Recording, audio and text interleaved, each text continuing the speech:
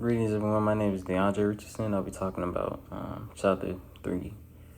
Speaking appropriately is essential and often depends on the setting of communication.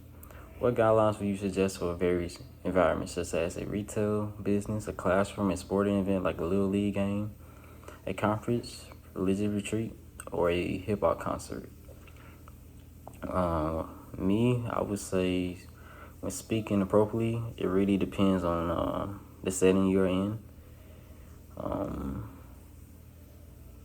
I would say if I was in a retail business, I would try to speak more clear and concise and make sure I emphasize on customer focus and listen to what their needs are and being active on solutions.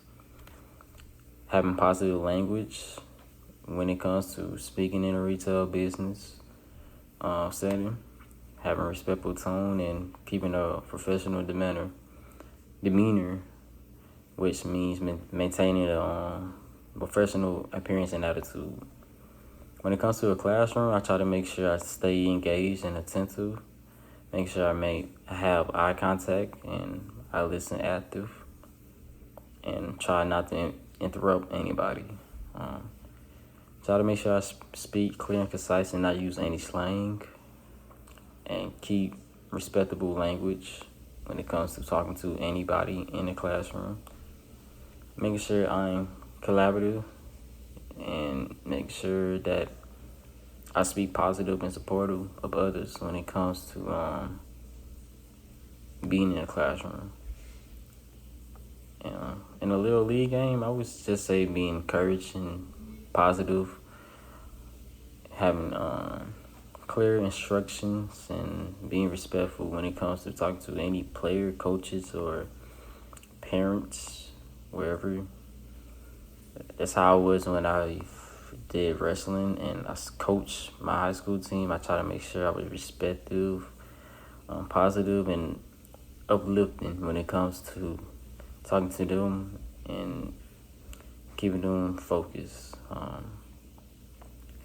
When it comes to any conference, you make sure you stay focused on the topic you say, making sure you stay clear and concise, formal, and respectful, and make sure you stay thoughtful, listen closely, and be cool with having feedback. Make sure you dress appropriately and respectfully, having time management. Make sure you don't waste anybody's time during conferences and stuff like that. And at concerts, I have to make sure that I'm just myself, making sure that I'm expressive, because when you go to concerts and stuff like that, you most likely going with a friend or somebody that you know. So make sure you stay yourself and respectful to the environment and the people around you. And the second question is, observe a group of people who appear to have a communication style or code that you are unfamiliar with. They may be using a different language or specific in-group language behavior.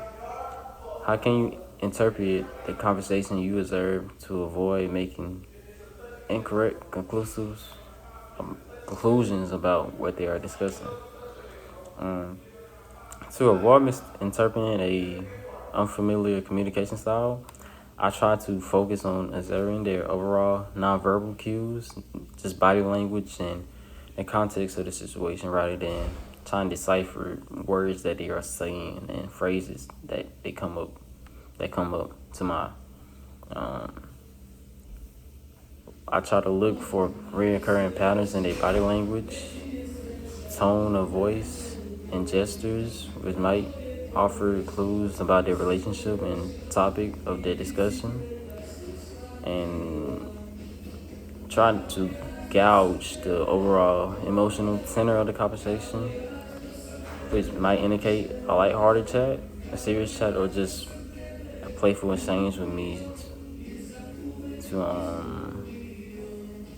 just like a regular conversation between friends, you can say. And that's all I have to say about chapter 3.